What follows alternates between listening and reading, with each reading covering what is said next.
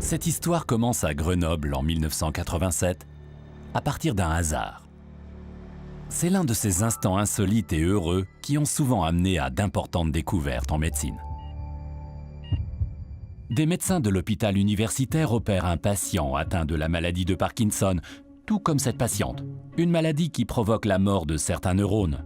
La maladie se manifeste entre autres par un tremblement permanent. Le fait de retirer une partie du tissu cérébral malade est censé atténuer cet état. Ce procédé est pendant longtemps la seule aide en cas d'affection avancée. Le chef d'équipe à l'époque est le neurochirurgien et physicien Halim Louis Benabid.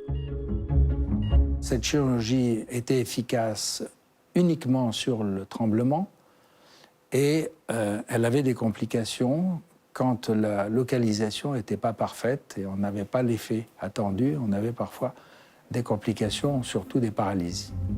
Les médecins utilisent une sonde de mesure afin de localiser la partie à opérer. Cette sonde envoie des impulsions électriques entre 30 et 50 Hz vers le cerveau. Les cellules nerveuses réagissent à ces stimulations. Les médecins peuvent ainsi définir l'endroit exact qui provoque les troubles du mouvement. Un jour, peut-être un peu parce que j'ai une formation de physicien, j'ai voulu voir ce qui se passait dans les différentes fréquences de 0 à 100 Hz, qui était le maximum que j'avais. Et je me suis aperçu ce jour-là que chez ce malade qui avait ce tremblement, en stimulant à 100 Hz, le tremblement s'est arrêté.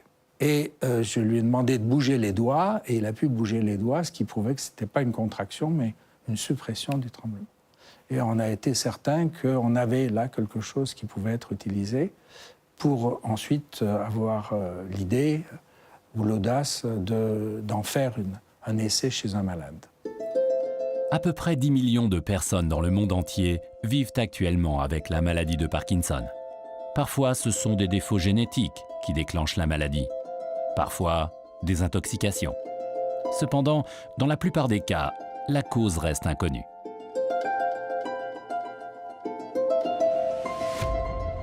La seule chose dont on est sûr, c'est que des cellules meurent dans une certaine partie du cerveau, à savoir dans les ganglions de la base. Ces cellules produisent la dopamine, un transmetteur parmi tant d'autres, qui est indispensable à la transmission d'informations dans le cerveau. La mort des cellules provoque un manque de dopamine. La communication entre les cellules nerveuses se dérègle. Les cellules se mettent à émettre des messages anormaux, et ce, justement en plein milieu de la centrale, qui contrôle tous les mouvements moteurs. Durant des décennies, la médecine mise sur un principe actif, la levodopa ou L-dopa, capable de compenser le manque de dopamine pour une durée d'environ 5 ans. Après quoi, les symptômes empirent à nouveau. Et les opérations du cerveau sont irréversibles et dangereuses. Halim Louis Benabid aurait-il trouvé dans sa salle d'opération en 1987 un moyen d'aider les patients atteints de Parkinson durablement et sans risque? Je pensais, comme beaucoup de neurochirurgiens, à l'éternelle question, qu'est-ce qu'on pourrait faire pour avoir les bénéfices sans avoir les inconvénients? Et là, il y avait peut-être une option à investiguer, à inventorier. Ce que nous avons fait est apparu rapidement qu'on pouvait répéter ça de façon continue chez des malades et créer la technique de stimulation à haute fréquence. Halim Louis Benabid et ses collègues continuent de développer le procédé. Cependant, son application technique ainsi que les tests sur les patients demandent du temps. Au bout de 9 ans, la thérapie de stimulation cérébrale profonde est autorisée pour la première fois en Europe pour les patients atteints de Parkinson. Les médecins introduisent de fines électrodes dans le cerveau à travers de petites ouvertures dans la calotte crânienne. Elles peuvent être placées au millimètre près. Au départ, les médecins utilisent cette méthode pour stimuler le thalamus. Puis, ils améliorent la thérapie et visent une région du cerveau placée plus bas. Les médecins appellent cette partie nucleus subthalamicus, le noyau sous-thalamique.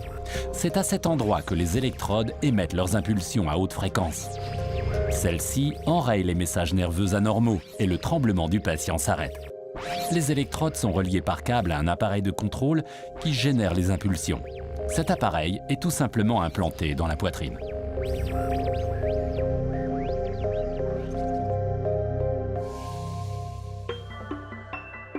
En plus des données provenant d'études cliniques, ce sont les patients eux-mêmes qui, lors de simples expériences, démontrent l'efficacité de la stimulation cérébrale à haute fréquence. Le stimulateur est activé et le tremblement disparaît. Mais la raison qui se cache derrière cela reste encore un mystère. Depuis à peu près 27 ans maintenant que cette technique a été mise au point, on doit se poser la question comment ça marche. Et la réponse, c'est on ne sait pas. Puis la réponse qui vient derrière, c'est après tout, c'est pas important, puisque ce qui compte, c'est que ça marche. Néanmoins, scientifiquement, il faut savoir qu'est-ce qui se passe. Il y a plusieurs mécanismes qui concourent au résultat final. Et ce résultat final, quelle qu'en soit la cause, il a une caractéristique particulière, c'est qu'il mime une lésion. D'où l'impression qu'on crée une inhibition, ce qui n'est pas habituel avec une stimulation électrique. Au cours des années, Benabid a continué d'améliorer le procédé. À présent, le stimulateur est équipé d'une technique qui peut être programmée. Les électrodes peuvent être fixées à l'os crânien plus fermement. Et grâce à plusieurs perfectionnements, elles peuvent envoyer leurs impulsions électriques de manière plus ciblée vers certaines régions du cerveau.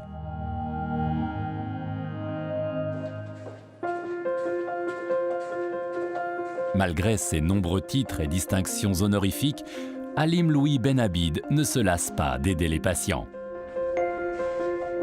Il y a 15 ans, Guy Janet-Maître s'en est remis à la science et à la compétence de Benabid et s'est fait implanter un stimulateur cérébral.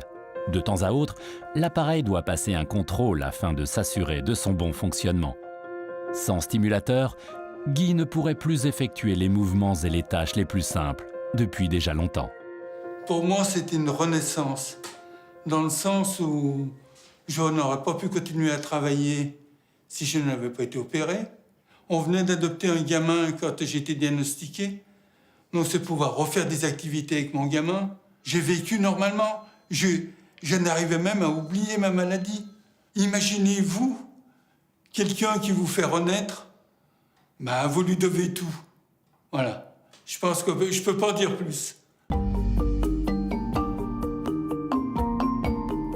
Plus de 150 000 patients atteints de Parkinson dans le monde ont déjà bénéficié de l'invention d'Halim Louis Benabid. Grâce aux neurochirurgiens, chacun d'entre eux a pu commencer une nouvelle vie. Et ils sont de plus en plus chaque jour.